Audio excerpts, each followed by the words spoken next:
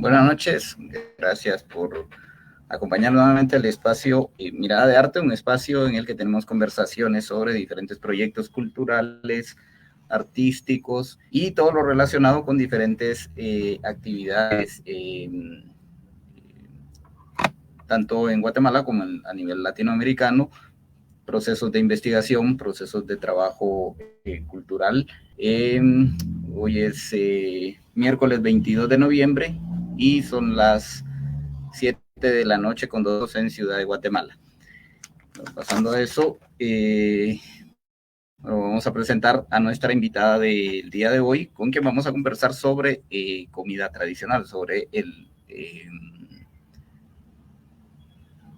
las diferentes investigaciones que se realizan también a través de la gastronomía y los diferentes espacios de investigaciones sobre cultura. Es la licenciada en nutrición dedicada a la investigación gastronómica tradicional desde hace alrededor de 10 años, la licenciada Erika Anel Sagastume. Buenas noches, Erika, gracias por aceptar la invitación al espacio. Muchas gracias a ti por la invitación a este espacio. Pues para mí, como investigadora del Centro de Estudios de las Culturas en Guatemala, es muy importante porque se convierte en un medio más de difusión de las investigaciones que emanan pues del centro, ¿verdad? En este caso, pues mi área es la de gastronomía tradicional, pero pues también dejar ahí en el tintero, ¿verdad? Que en el centro hay áreas de investigación sobre artes y artesanías populares, medicina tradicional, tradición oral, religiosidad popular, cosas pues que son muy de nuestras tradiciones como guatemaltecos y que también pues ahí está inmiscuida el arte y la música, ¿verdad? Exactamente.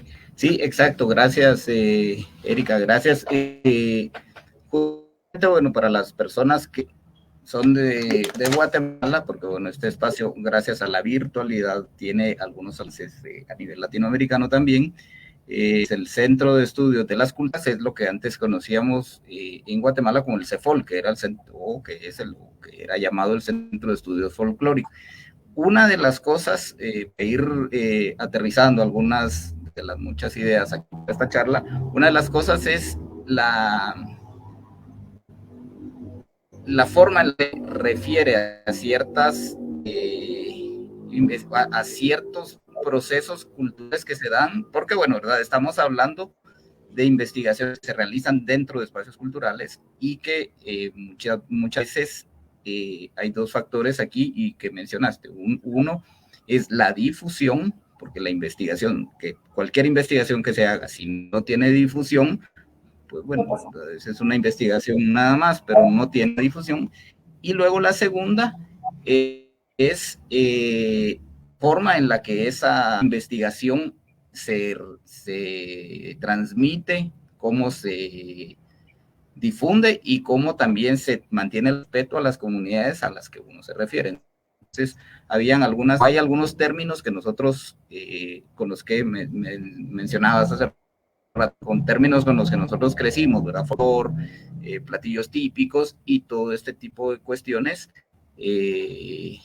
pues no es que estén diciéndose que antes estaba mal, porque era lo que estaba, era lo que había, sino que se tiene que ir reevaluando todo eso. Entonces, ¿cómo es ese proceso de la reevaluación de esto? Perdón. Sí, por ejemplo, son terminologías que con el paso del tiempo pues se han ido puliendo en el sentido de darle más valor a las comunidades que representan la diversidad de tradiciones. Por ejemplo, el hecho de que el centro haya cambiado de nombre, pues antes éramos Centro de Estudios Folclóricos, ahora somos Centro de Estudios de las Culturas en Guatemala, es porque en realidad conforme avanza el tiempo, las poblaciones o los pueblos, la diversidad de pueblos originarios, por así decirlo, han tenido más participación social, entonces se han dado a escuchar más, ¿verdad? Entonces se sabe pues que hay alguna terminología que para ellos resulta ser un tanto peyorativa o como denigrante, por así decirlo. Entonces, a pesar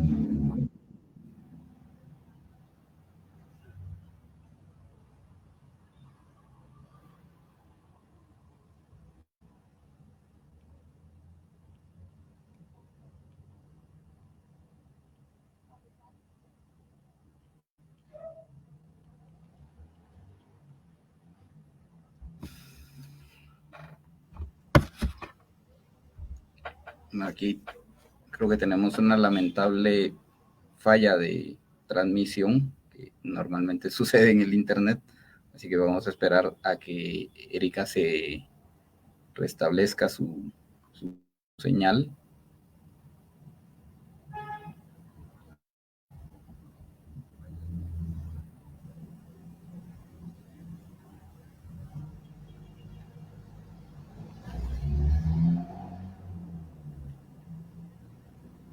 Bueno, en lo que Erika regresa, pues bueno, ¿verdad? Comentar un poquito acerca del Centro de Estudios de las Culturas de la Universidad de San Carlos. Aprovechamos este espacio para recordar que la Universidad de San Carlos no tiene rector, que la única forma pero esto lo estoy diciendo a título muy personal o a título del colectivo, no tiene nada que ver con la invitada, porque bueno, no sabemos, pero la Universidad de San Carlos no tiene rector, el único proceso para que se elija a alguien debe ser con todas las legalidades y el que está actualmente no cumplió con todos esos procesos. Creo que ya tenemos a Erika de nuevo. Ay, sí, perdón. No sé, quizá mi internet está un poco inestable, pero pues como iba en la conversación, ¿verdad? De decirte que el sentido de haber cambiado de denominación es poder dar más valor a utilizar las palabras, pues sabemos que Guatemala es diversa en cuanto a culturas, eh, entonces es diversa en cuanto a tradiciones, utilizar la palabra tradicional o popular. Lo tradicional pues podemos entender que es aquello que es propio de nuestro país, que surge en nuestro país, que todavía se mantiene vigente en el imaginario colectivo. Y un tanto aquello que es popular, porque por ejemplo en gastronomía se maneja gastronomía tradicional y popular. Lo popular es aquello que podemos compartir con otros países, pero que dada la diversidad de culturas, ¿verdad? Porque también se da ese fenómeno de las migraciones, pues hay algunas situaciones que dentro de nuestra cultura se convierten populares. Y lo vemos, por ejemplo, muy marcado en la gastronomía. Y a mí me gusta mucho poner este ejemplo, por ejemplo, valga la redundancia, de las ferias patronales, porque por ejemplo, uno en las ferias patronales puede ver puestos de comida puramente tradicional, puestos de dulces puramente tradicionales, pero dentro de la diversidad de la dulcería tradicional, que es la que se creó en Guatemala y la que se mantiene vigente, por ejemplo, este municipio que ahora hacen que ya es un dulce industrializado y que es un tipo de confite, pues que es internacional, por así decirlo, ¿verdad? Porque no es algo que sea propio de aquí, de nuestro país.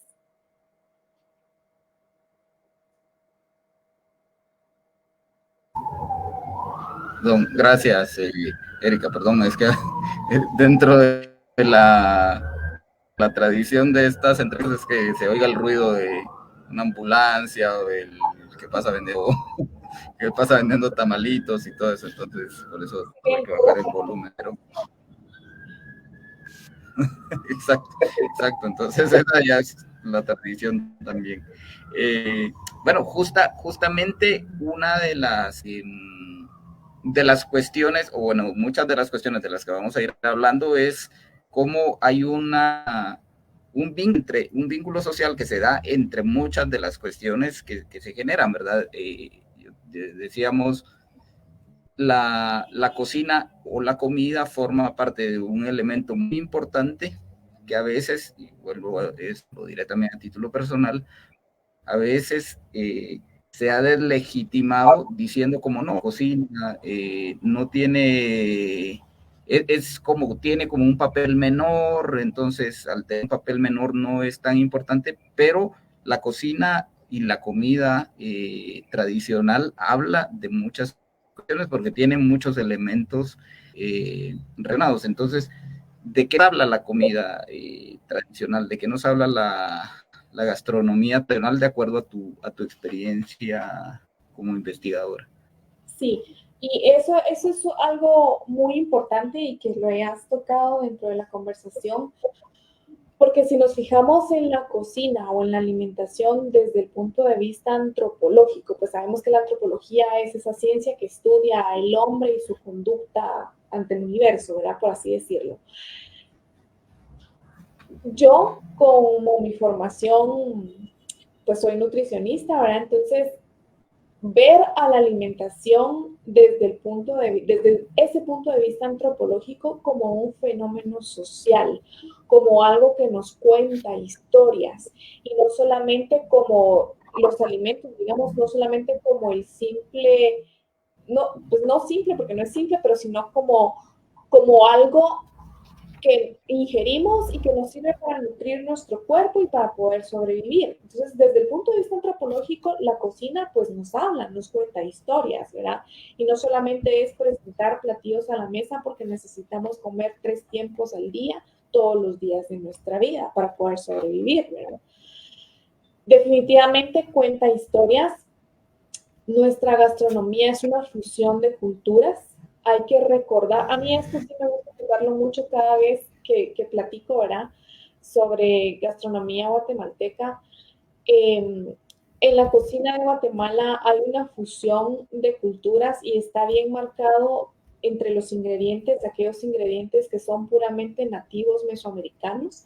Hay que recordar que antes de la colonia pues éramos una región, éramos Mesoamérica, y a raíz de la invasión, pues hubo un choque de culturas donde por imposición en la región pues se adoptan nuevos ingredientes al momento de cocinar.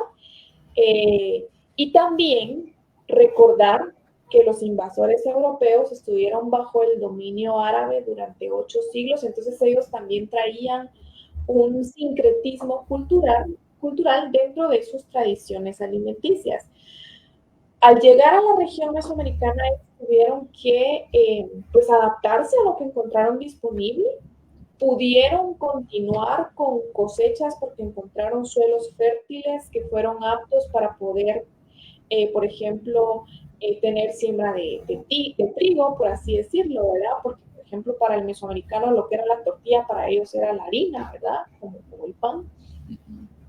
El ganado ovino, porcino, caprino, todas esas provisiones alimenticias con las que ellos viajaron, entonces lograron reproducirse aquí en la región mesoamericana, entonces se da esa fusión de culturas y hoy en día lo vemos vigente dentro de nuestra gastronomía. Y algo muy representativo de esas 3 culturas que representan a nuestras comidas es algo que recientemente acabamos de degustar, por ejemplo, el fiambre. En el fiambre pues se reúnen ingredientes puramente nativos y ahí lo podemos ver muy bien en el empleo de los vegetales. Las carnes, que es puramente hispana, ¿verdad? Todo lo que son carnes curadas, los embutidos y la adición de los quesos, de las aceitunas, de las alcaparras, que es una representación puramente árabe, ¿verdad? Entonces tenemos esas influencias dentro de nuestras comidas que se mantienen vigentes, no solamente en el fiambre, por ejemplo, también en la piloya antigüeña, que es una comida muy representativa del casco urbano del antiguo Guatemala. Pues el ingrediente principal y a lo que se debe su nombre es el frijol piloy, ¿verdad? Que es un grano mesoamericano. Se incorporan carnes de origen, perdón, proteínas de origen animal que provienen en su mayoría del cerdo, ¿verdad? Del ganado, pues, porcino, que es una herencia puramente europea, y también la adición de los quesos, ¿verdad? Entonces es algo muy semejante al fiambre que igualmente reúne ese sincretismo cultural que está bien marcado dentro de nuestros platillos. Entonces, hablábamos de esto porque vemos la importancia de la cocina a través del tiempo y hoy en día lo vemos como un identificador cultural. Por ejemplo, ¿qué guatemalteco no se identifica con un plato de fiambre? Y eso lo vemos, por ejemplo, tal vez dentro del grupo ladino mestizo, ¿verdad? Pero lo mismo sucede dentro de la diversidad de grupos lingüísticos de la cultura maya. Por ejemplo, el iguaste, que es un recado que se hace a base de la pepita de los huicoyes o de las calabazas, que es un ingrediente puramente mesoamericano también.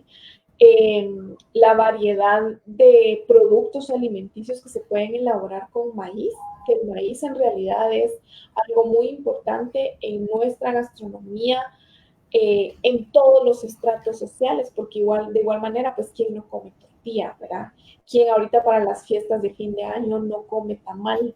Entonces es algo que no distingue entre estratos sociales, sino que es algo que nos identifica como guatemaltecos. Entonces, es eso, la gastronomía es un identificador cultural. Entonces ahí es donde lo vemos desde ese punto de vista antropológico y no solamente como un producto alimenticio que nos ayuda a sobrevivir y tampoco verlo como algo cotidiano, porque en realidad si lo vemos solamente así como la cocina, pues la cocina es cotidiana. Y a veces para las mujeres inclusive cansada. La cocina puede significar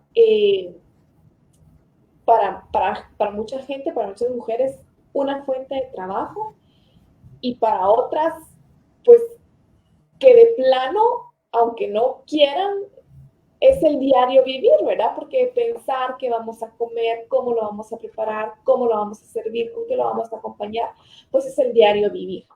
Pero es importante a nivel de cultura verlo desde ese otro enfoque, ¿verdad? Como un elemento de identificación cultural. Sí, muchas gracias. Sí, efectivamente, digamos, un poco el establecer la importancia de la cocina, de todo este proceso, tiene que ver justamente con esta cuestión, ¿verdad? Primero hay una cuestión histórica que en la que se relaciona la cocina con la mujer, que no necesariamente es únicamente de ese modo, pero por eso decía que de pronto en aras de romper con ciertos estigmas, de pronto, por otro lado, quizás se deslegitima un poco el papel de la cocina como tal. No es que esté diciendo que así sea, sino simplemente es mi opinión. Pero hay una relación de la importancia. Cuando uno piensa, por ejemplo, en los procesos culturales de los españoles trayendo, digamos, productos alimenticios pios o que ya venían de los árabes y todo, no es que los conquistadores vinieran con su casco bajo el brazo, ¿verdad? Sino que venía también toda una estructura que fortalecía la alimentación a través del papel de la mujer en este caso. Exacto. Y que fortalecía no solamente la alimentación de nuestra región, sino que también vino a fortalecer la alimentación de ellos, porque lo vemos, por ejemplo, con el cacao, es un ingrediente puramente mesoamericano, aquí lo vemos con chocolate artesanal, es un producto pues que ellos se llevaron a Europa, lo refinaron y ahora hay productos de chocolatería fina. Entonces, tanto enriqueció nuestros ingredientes, su cultura alimenticia, como los de ellos, la nuestra, ¿verdad? Y como te decía en un principio, es algo que se ve y que está vigente en nuestro día a día, ¿verdad? Esa incorporación de ingredientes hispanos y nativos. Exacto. Y en ese identificador cultural que decís que es esa cotidianidad, de pronto vemos, ¿verdad? Esto, ¿verdad? El día de los santos y el día de los difuntos, luego ya viene pues la Navidad, el Año Nuevo, las ferias patronales, la Semana Santa, en toda, y que cada feria patronal tiene elementos muy propios, ¿verdad? Gastronómicamente hay elementos muy propios. Sí, eso es importante. Entonces, ¿cuál? Sí, perdón, no, eso te digo, es importante y qué bueno que lo mencionaste, ¿verdad? Porque dentro de la gastronomía, y esto pues se lo atribuyo a Luis Villarán León, que ha sido un biólogo, pues él es biólogo de profesión, pero ha sido como tal vez quien más apuntes ha dado al estudio de la gastronomía tradicional con esa visión, ¿verdad? De ser un elemento cultural de identidad.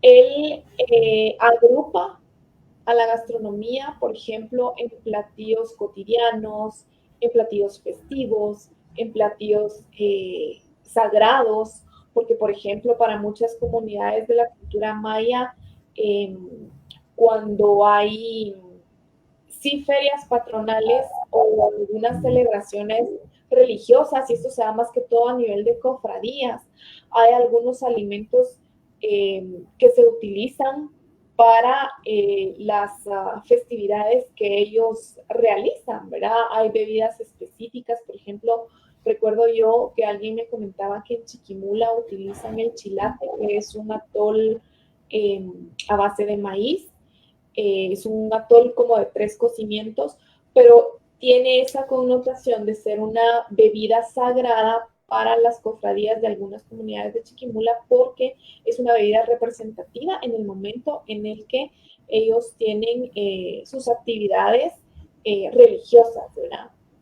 Entonces, eso es importante mencionarlo y que también al final viene a ser un elemento de identidad cultural. Entonces, podemos separar a la gastronomía como gastronomía festiva, como gastronomía sacra, gastronomía cotidiana, ¿verdad?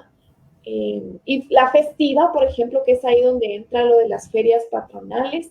Hay lugares aquí en Guatemala, y pues sin ir muy lejos, podemos hablar de Misco, aquí en la región central, que ellos elaboran pues su tradicional caldo colorado cuando festejan Santo Domingo de Guzmán, ¿verdad?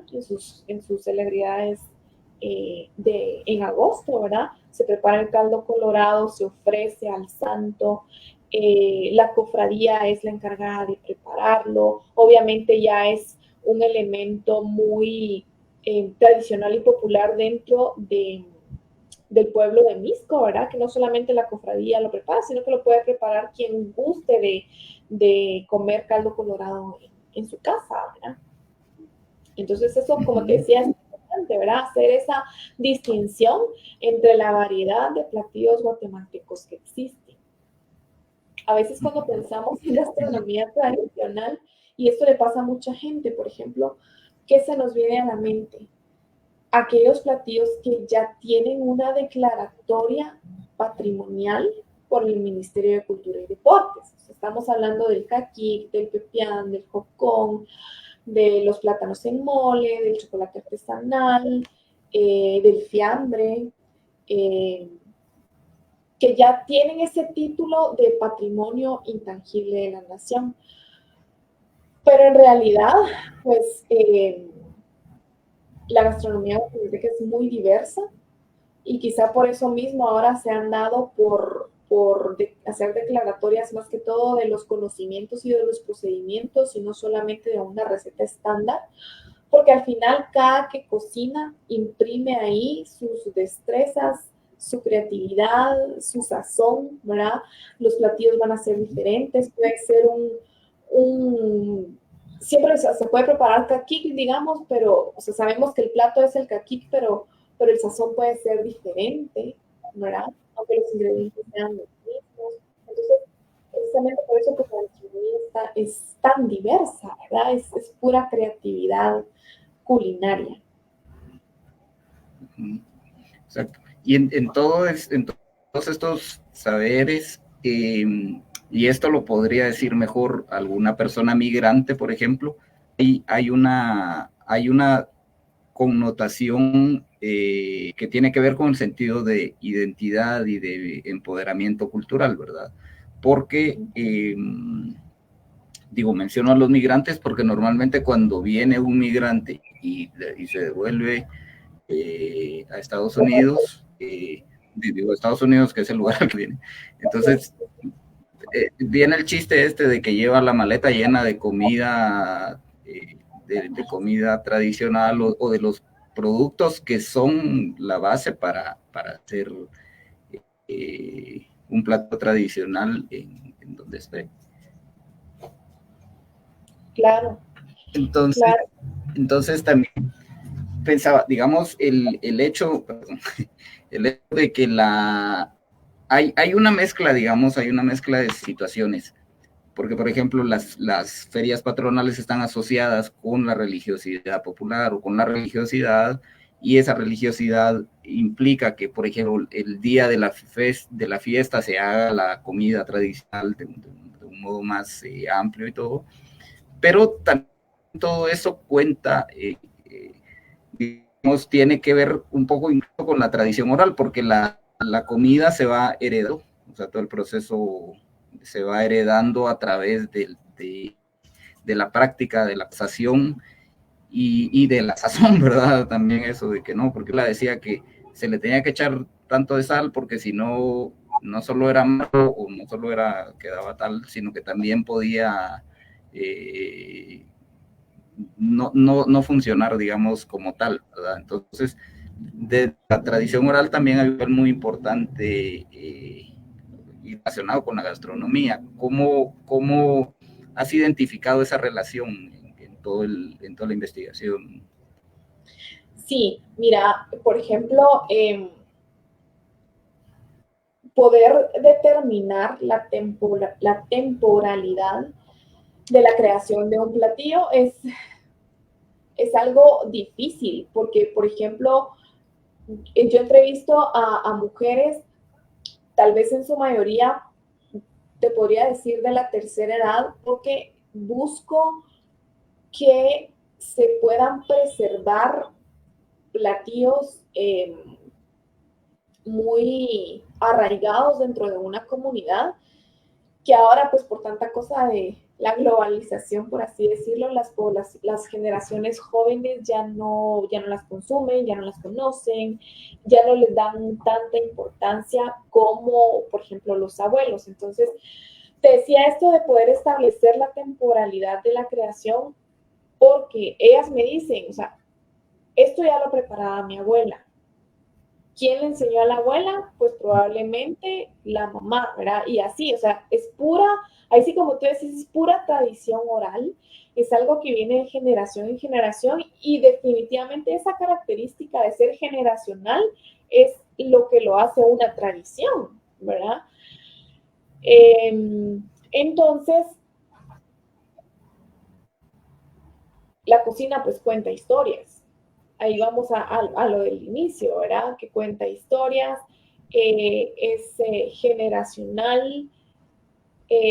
Algo muy curioso que se da y que me ha pasado más que todo cuando he tenido que estudiar la dulcería tradicional y popular, es que no todas cuentan en sí o describen así tal cual la receta o cómo se hace, porque ellas guardan sus secretos culinarios.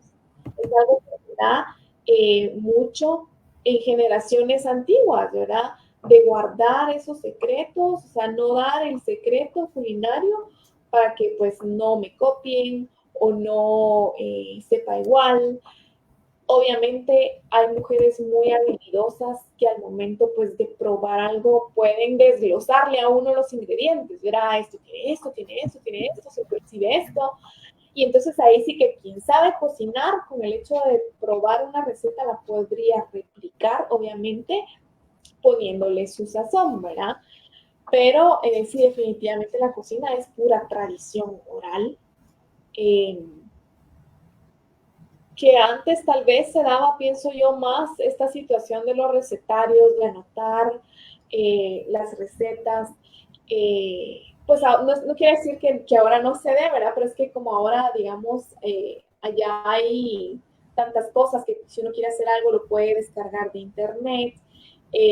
Tantos ya chefs técnicos estudiados que tienen sus canales y que están preparando, entonces uno puede ver y puede replicar, pero encontrarse uno, por ejemplo, con recetarios, ¿qué te digo yo? Del siglo XVI, del siglo XVII, ¿verdad? Son cosas muy que se valoran mucho, ¿verdad? Como te digo, y vuelvo a lo mismo porque cuentan historias. Y si uno se va a esos recetarios, pues en realidad es algo que continúa vigente dentro de la comida actual, por así decirlo. En algo que mencionabas, en el imaginario, o sea, a uno le preguntan como, ¿qué comida tradicional hay en su país? Y bueno, asocia lo inmediato, es como el caquique, el pepián y los tamales, o sea, yo creo, digamos, uno va como asociando como ese tipo de cosas. ¿Cuál es la variedad, digamos, de platillos? Bueno, habla un poco de Villarán-Leu y la clasificación que hizo, para entender, digamos, cuáles son otros platillos nombrados que de pronto no son tan comunes, pero que son parte de la gastronomía cultural en Guatemala, que te suenen como... Sí, mira, por ejemplo, ahorita, y me gusta mencionarlo, pues no solo por la reciente declaratoria que le acaban de dar, sino que pues porque yo tuve la oportunidad de hacer trabajo de campo, de probar el platillo y de ver cómo se hace el chojín de San Sebastián Retauleu. Cuando uno escucha ese término chojín, por ejemplo, yo te pregunto a ti, ¿conoces el chojín? ¿Y qué conoces por Sí, chojín? yo sí, porque es que pero justamente eso, o sea, yo sí conozco el chojín, que es el caldo el caldo que se hace, que le decían como chojín, porque la carne se chojinea, que es como un término como de freírla antes, pero también conozco gente a la que decía yo chojín y me decía que era una como de un picado de tomate que no, que yo decía, pero eso no es un chojín. Ajá. Exacto, yo decía, para mí eso, que yo conocía el chojín por cuestiones de relación familiar en la región. Pero justamente, ¿verdad? Eso, ¿verdad? Sí, por ejemplo, yo igual, o sea, cuando yo les platicaba el chojín, o sea, ¿qué es el chojín? Y luego, pues lo aluden a ese platillo, pues que también se llama chojín, ¿verdad? Y lo venden como antojito guatemalteco, que es el picado de rábano con chicharrón. Pero difiere en su totalidad, por ejemplo, de lo que es el chojín bataneco, ¿verdad? En San Sebastián Retauleu, porque vamos a que el nombre del platillo es a raíz de la técnica culinaria que se aplica para tratar la proteína, que es chojinear, que es como hacer una precocción, por así decirlo, asado a las brasas, como ahumado, y ya luego pues se termina de cocer al preparar como un caldo de res que tiene verduras, le ponen zanahoria, le ponen whisky, le ponen un repollo, pues en San Sebastián Retauleu dicen pues que sí es un repollo específico que solo se encuentra en cierto tiempo del año. Cuando yo tuve la oportunidad de hacer el trabajo de campo, pues me decían, no hay de ese repollo ahorita, entonces le pusieron el repollo que uno utiliza para el caldo de res, ¿verdad? Pero me lo describían y entonces yo lograba así como que hacer una semejanza como al canchón, ¿verdad? Que es un ingrediente pues asiático, pero por cómo me lo describían, que era un repollo alargado, de color más verde Exacto. y no tanto blanco, ¿verdad? Pero vamos a eso y también, por ejemplo, que no solamente en San Sebastián Retauleu se consume choquín, sino que también en Samayac el plato tradicional es el choquín, pero es totalmente diferente al caldo de San Sebastián, porque en Samayac es un recado que se hace a base de tomates, chiles, pero también chojinean la carne. Entonces es ahí donde uno viene a entender que el nombre del platillo en realidad se lo da la técnica culinaria eh, que se aplica para poderlo preparar, ¿verdad? Y que son, pues, como te digo, destrezas culinarias de nuestros propios grupos lingüísticos guatemaltecos, ¿verdad? Porque, por ejemplo, antes, pues, de saber eso, o sea, ¿qué es chojinear? En realidad, solamente uno haciendo el trabajo de campo logra entender lo que es chojinear y que no solamente la carne de res es la que chojinean también, por ejemplo, el conejo, chojinean la iguana, en años atrás chojineaban el venado. ¿Cuál era la intención de chojinear? Algunas personas dicen que para quitarle el shesh, que es como que un término muy popular que se utiliza en el suroccidente de Guate, que es como para decir ese olor silvestre de las carnes, ¿verdad? O el chuquillo de la carne, por así decirlo.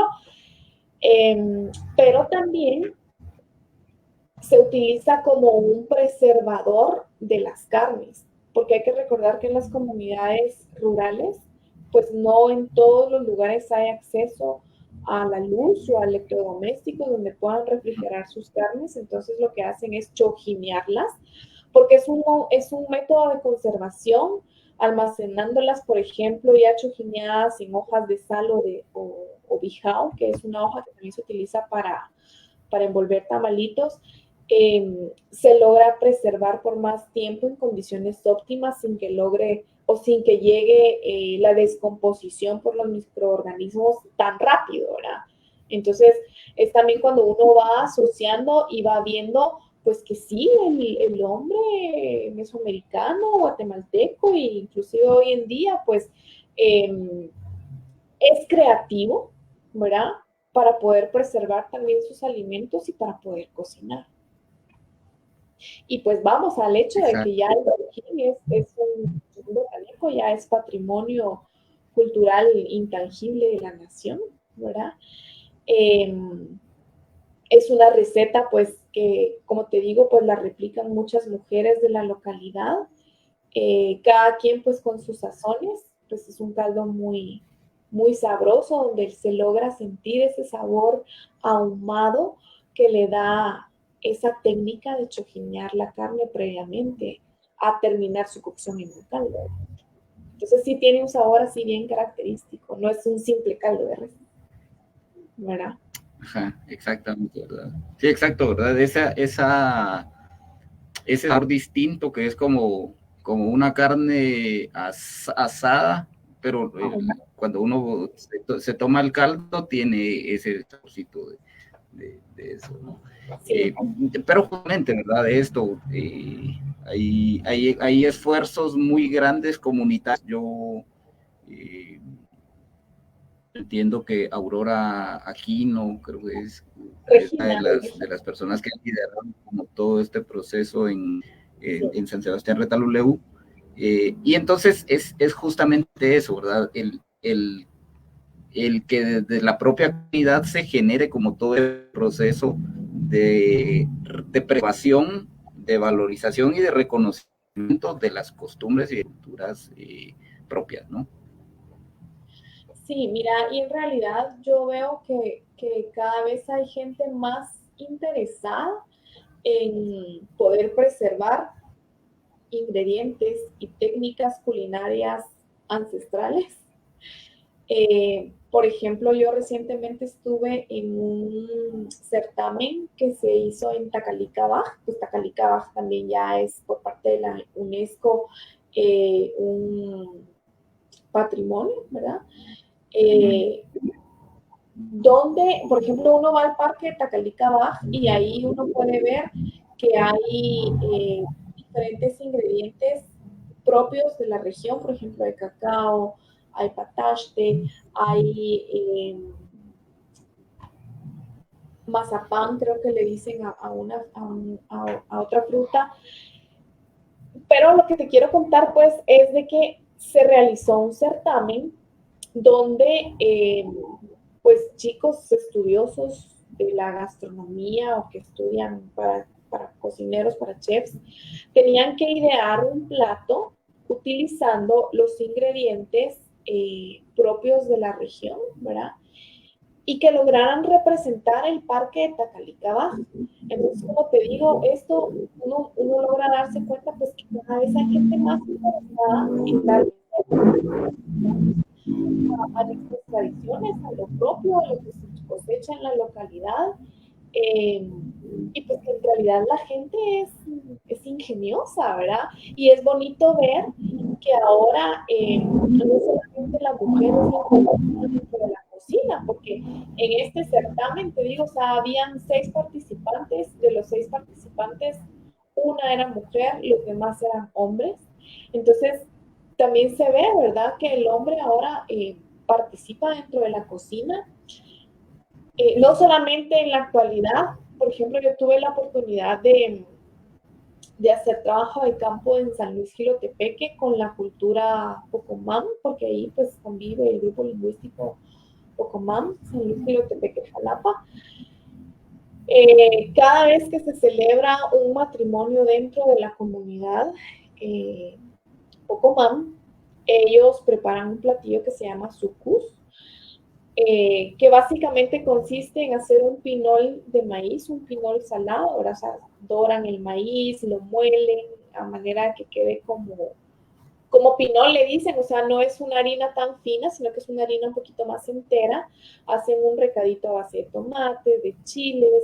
La proteína que utilizan pues es la panza de res. Entonces ahí también uno vuelve a ver, ¿verdad?, el sincretismo cultural de Guatemala en un platillo muy propio de una comunidad de origen maya. Pero ahí claro, la participación del hombre porque es tradición que los hombres ayuden a mover el pinol, ¿verdad? Es como que una tarea de los varones. Y pues hay mujeres y varones pues involucradas dentro del proceso. Y como te decía, pues hoy en día, pues que ya es más común ver a los hombres involucrados también en la cocina, las cocinas tradicionales. Exactamente, eso, todo ese proceso de cambio que se va dando, ¿verdad? También solo voy a interrumpir para enviar unos saludos a Julia Leal en Zacatepeques. Es una escritora, cantante y artista muy querida también. A Julia, muchas gracias por los saludos. Saludos, Iván, invitada, y también a Samantha Andrade, que envía saludos desde la región de Las Veraces. Y también, bueno, a Carla Oban, que es una amiga en Costa Rica, que también ha trabajado en cuestiones gastronómicas, y bueno, creo que está muy interesada y muy patinada con estar viendo el tema de la tradición y de la cultura gastronómica en Guatemala, y a Ro Linares en El Salvador también. Así que un fuerte abrazo para gracias a todos, ustedes. También gracias por estar conectados y atentos. Y en realidad voy a aprovechar este espacio pues para comentarles, ¿verdad?, que como mencionabas al principio, el Centro de Estudios de las Culturas en Guatemala, en sí el área de gastronomía tradicional ya tiene 10 años de estar funcionando. Se realizan 3 publicaciones al año. Para la gente que esté interesada, las puede descargar. Hay PDFs descargables de las publicaciones en internet. Ahí en un buscador nos pueden buscar como Centro de Estudios de las Culturas en Guatemala y les despliega la página, y ahí pueden ver, hay revistas y hay boletines. Bueno, yo tengo aquí, por ejemplo, algunas imágenes de los boletines. Pero están en línea también, perdón, están en línea también, son algunas de mis investigaciones, y pues para quienes estén interesados en ver lo que se ha trabajado en el tema gastronómico, pues ahí pueden ustedes meterse a la página, buscar y descargar los artículos para poder deleitarse con la lectura, ¿verdad?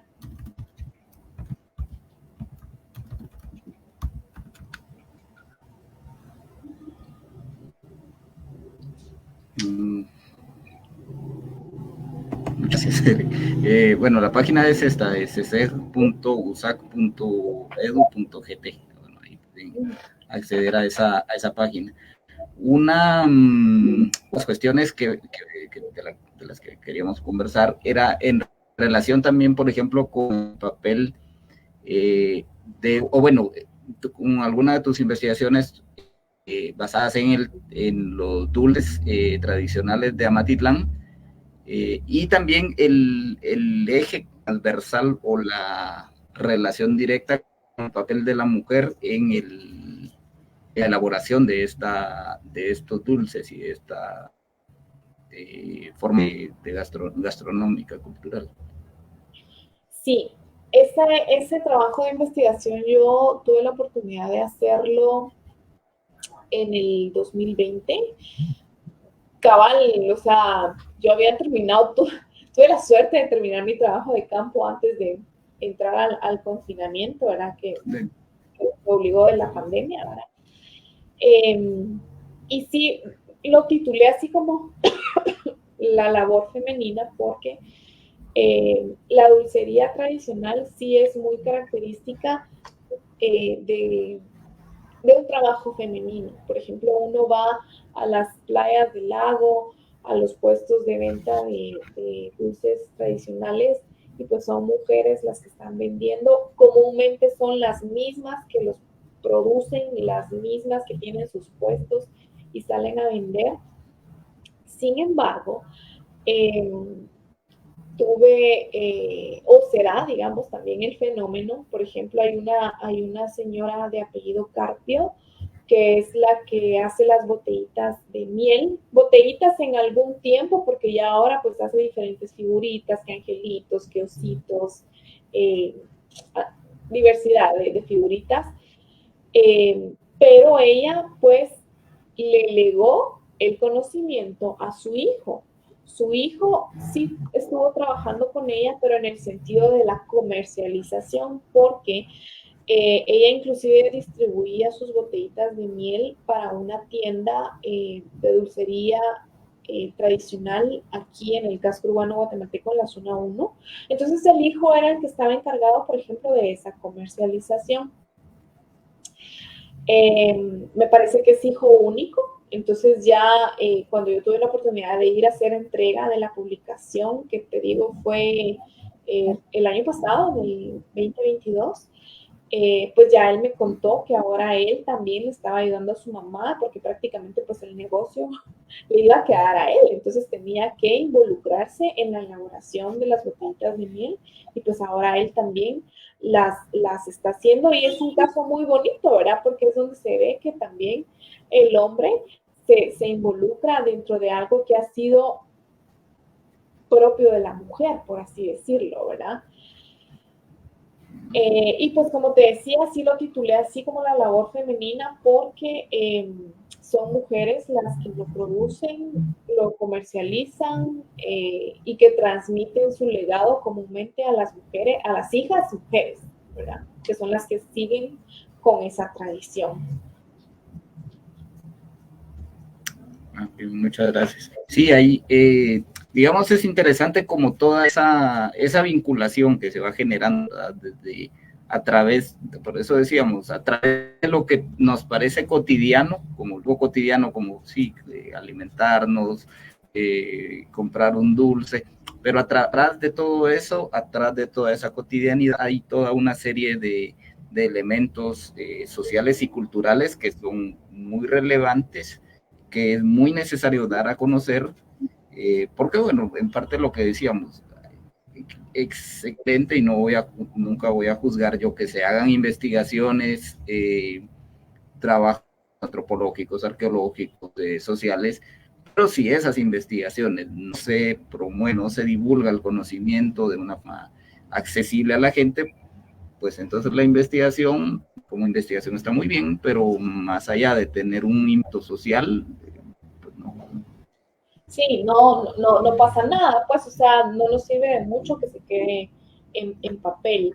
Y como te decía, también uno de los objetivos de hacer investigación es poder preservar todo el conocimiento culinario y gastronómico, pues todo, tal vez no está abarcado todo, pues, pero todo lo que se pueda, ¿verdad?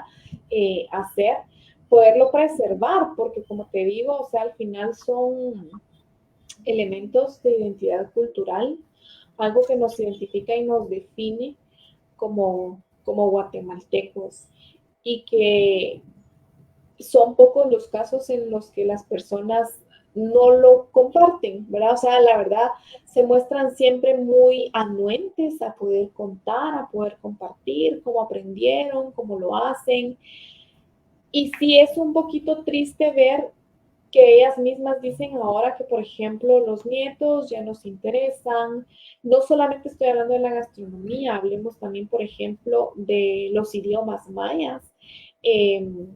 Ya las nuevas generaciones ya no los hablan, ya no portan los trajes. Ahí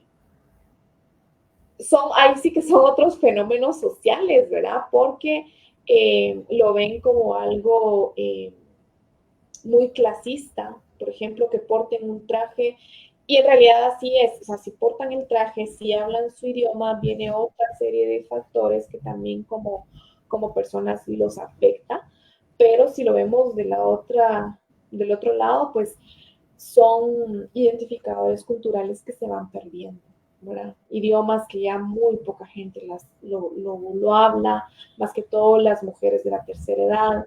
El traje, no digamos, no lo portan, y como es tradición entre los grupos lingüísticos mayas enterrar a las personas con sus trajes, entonces se pierden, ¿verdad? Hay muchos trajes tradicionales pues que ya no se usan, ya no se hacen, y ya no hay ninguno que uno pueda ver, ¿verdad? Porque comúnmente pues cuando las entierran se van con su indumentaria tradicional.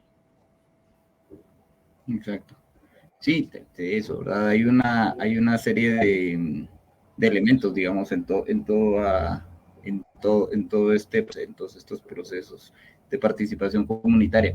Esa es una pregunta personal, digamos, porque vos entras como, o sea, te gradúas en nutrición, y hay un paso de eso a trabajar con la tradición a través de la gastronomía. ¿Cómo se da ese paso?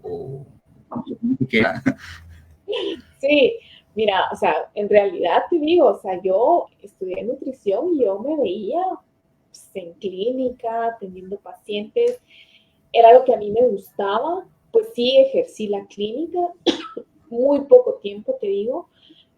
Yo me gradué en el 2010 y en el 2013 pues tuve la oportunidad de entrar a CEFOL, ahora CECEL. Trabajar en investigación, pues nunca me lo imaginé. La formación pues la tengo, porque ahí sí que no es, o tal vez sí, echarle flores a la facultad, ¿verdad? De Ciencias Químicas y Farmacia, que pues en realidad prepara muy bien a los estudiantes.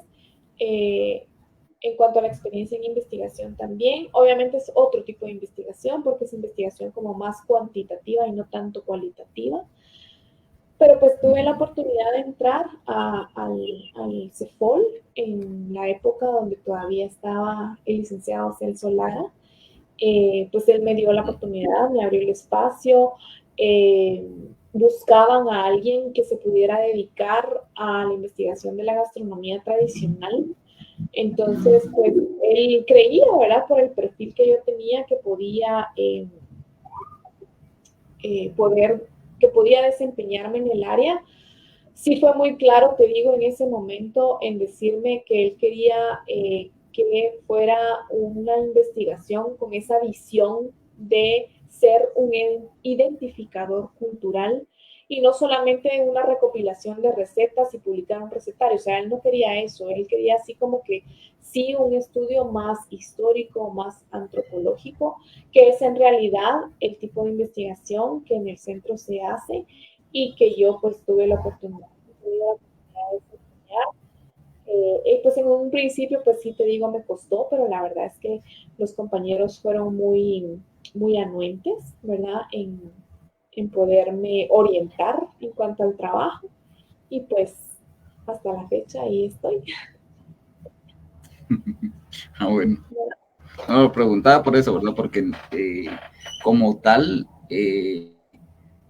hay muchas faltas en las que uno se especializa en camino, pero la formación eventualmente es de otro tipo, ¿verdad? Entonces hay un paso que lo llama a uno a vincularse en un modo más directo con todos estos procesos. Y lo importante, o algo importante, porque dentro de todo esto es de que no se está diciendo, o nadie está diciendo como el trabajo o mi investigación es la última palabra, sino todo este proceso cultural se fortalece con la participación comunitaria. Así que bueno, ¿verdad? Eso también reviste mucha importancia. Y cuál, ya para ir finalizando, ¿no?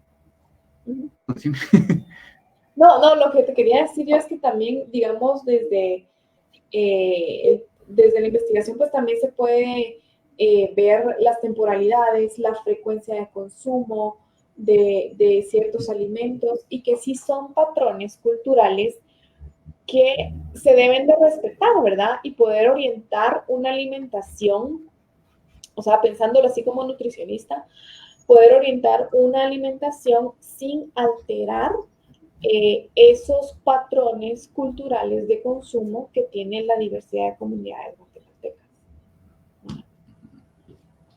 Sí, exacto.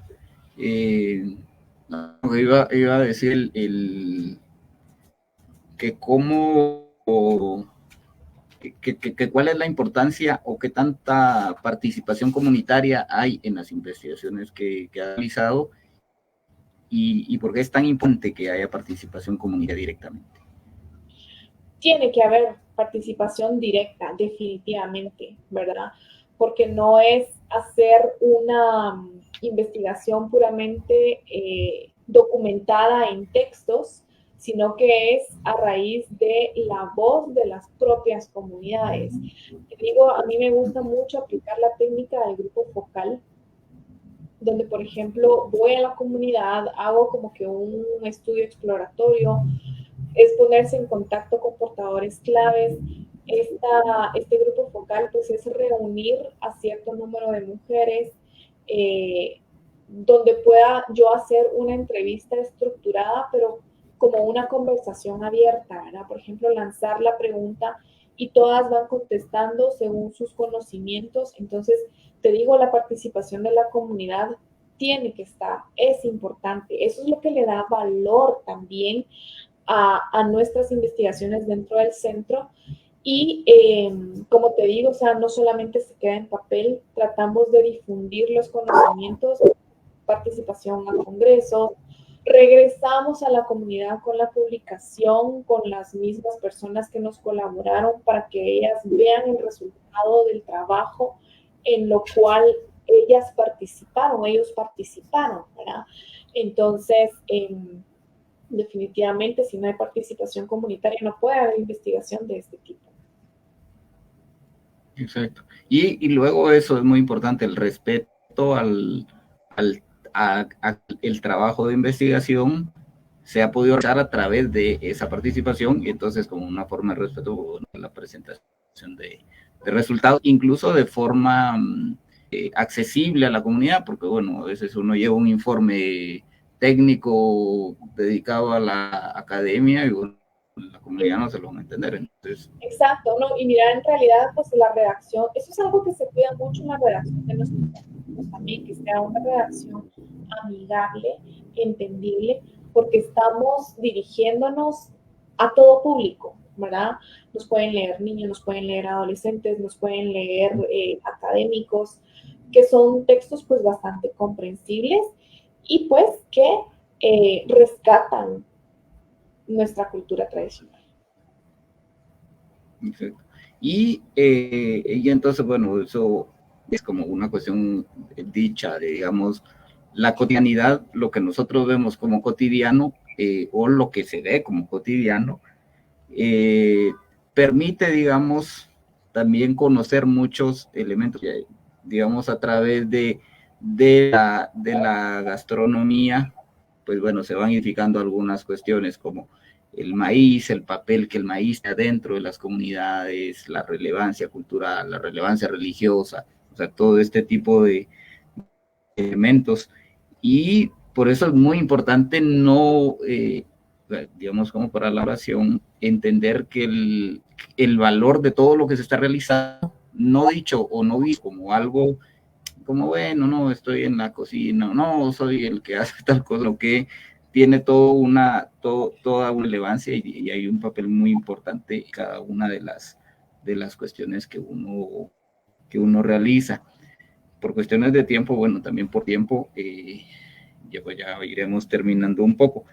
No sé si querías decirnos un poco acerca, por el momento en el que se cortó, acerca del Centro de Estudios de Culturas, que nos estabas hablando cuando se cortó al inicio. No sé si quisieras contar algunos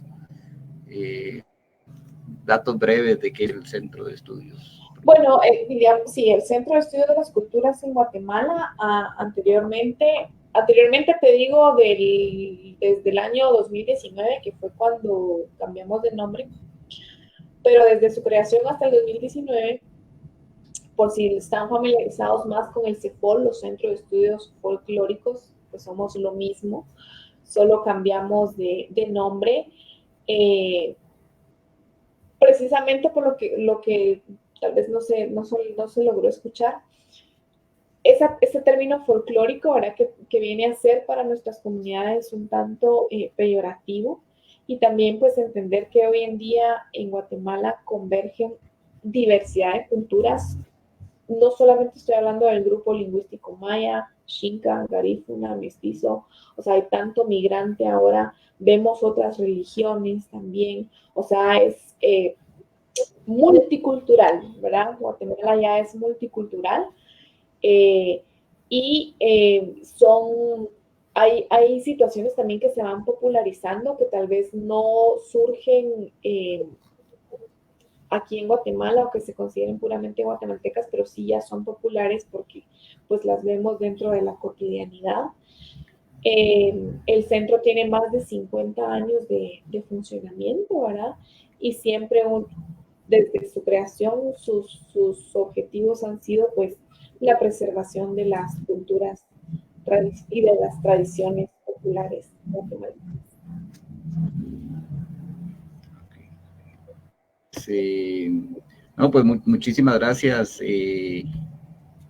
Erika, por un poco agradecer un poco también todo el trabajo que haces, el trabajo de investigación que se hace desde el CCEG. Agradecerlo porque es un trabajo muy relevante y es muy importante. Como decías, los elementos culturales de identidad que se forjan a través de la tradición gastronómica, es importante mantenerlos y preservarlos, pues porque forman parte de todo una serie de saberes culturales, ¿verdad? Que se van mezclando entre una y otra cuestión. Y bueno, ¿verdad? Pues eso de agradecer todo ese trabajo que se hace. Pues bueno, no sé si alguna pregunta también personal, ¿qué comida es la que más te gusta de la que has probado? De la que he probado, mira, la verdad es que llevo muy grabada en mi memoria este platillo de Quetzaltenango que se llama quichón. Es un platillo que se puede hacer de res, de cerdo, de pollo, pero es un recado a base de chiles, básicamente de chiles, muy sabroso, que también tiene su historia, ¿verdad? El hecho de que sea un recado a base de chiles, la intención pues era poder hablando un poco de historia, pues Quetzaltenango es un lugar de mucho comercio, es un lugar de mucho comercio, donde la gente ha salido pues a comercializar. Entonces las mujeres preparaban quichón, o sea, necesitaban de una comida que pudieran enviar a sus familiares a esas largas travesías de comercio, una comida pues que no se les arruinara, ¿verdad? Porque ahí, qué refrigeración, qué hielera, qué nada, ¿verdad?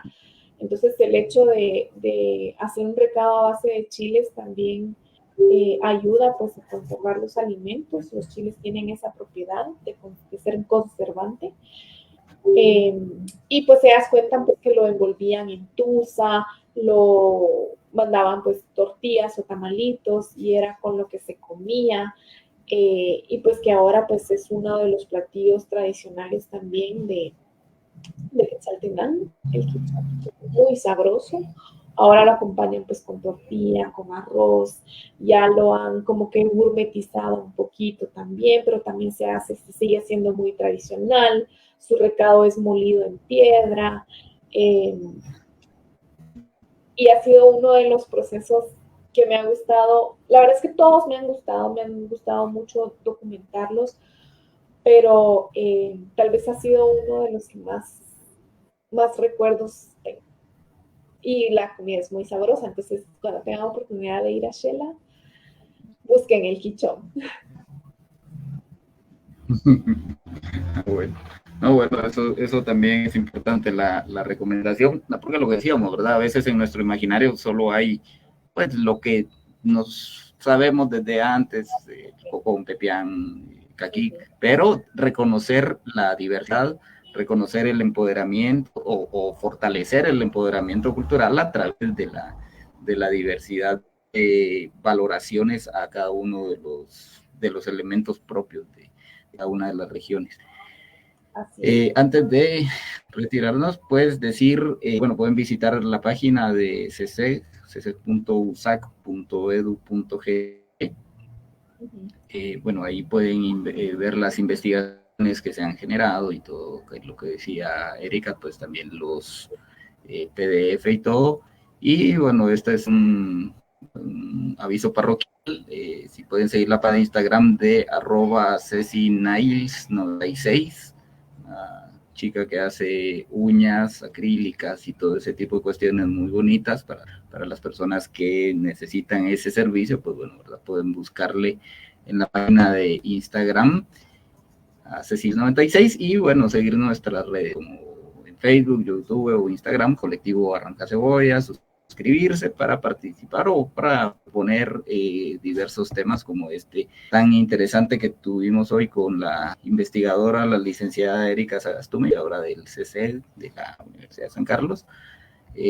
Pues te dejo el tiempo para que te despidas, invites allí a que conozcamos y a que conozca uno acerca de sus propios procesos culturales y de su propia identidad a través de tal vez uno ve como muy cotidiano, pero que es lo que le permite fortalecer su identidad. Sí, claro, ¿no? Y pues yo tampoco me quiero despedir sin antes agradecerte a ti por la invitación, por el espacio. Como te decía en un principio, pues para nosotros es muy importante, es un medio más de difusión, ¿verdad? Para dar a conocer no solo lo que el centro hace, sino que pues todo lo que es parte de nuestra cultura, de nuestras tradiciones. Sí, invitarlos, ¿verdad?, a que puedan visitar la página. Ahí están las investigaciones desde la número 1 a la 100, porque ya vamos por la 100, colgadas en PDF, se pueden descargar. Pues todavía hay trabajos del licenciado Celso Lara Figueroa, que fue pues un personaje muy icónico para la oralidad guatemalteca. Y pues nada, a la orden. Los ejemplares que son así en físico son gratis. Entonces pueden acercarse al centro de documentación. Estamos ubicados en la Avenida La Reforma, 0-09, somos vecinitos del Jardín Botánico. Pueden visitar ahí nuestro centro de documentación. Si todavía hay publicaciones impresas, pues son gratuitas. Pueden pedir, pueden llevar. Y pues invitarlos, ¿verdad?, a que sí lean nuestras investigaciones, porque es una manera de preservar nuestra cultura. Les puedo hablar de mis trabajos, o sea, no es que vayan a encontrar puramente un recetario, sino que van a encontrar todo ese trasfondo, ¿verdad?, de la cocina para poder llegar a presentar un platillo a la mesa. Y pues, por supuesto, se describe ahí un poco de las preparaciones culinarias que, como les decía, o sea, aquellas personas que son o que se deleitan cocinando van a poder identificar, ¿verdad?, los ingredientes que puedan utilizar para poder replicar una receta muy tradicional guatemalteca.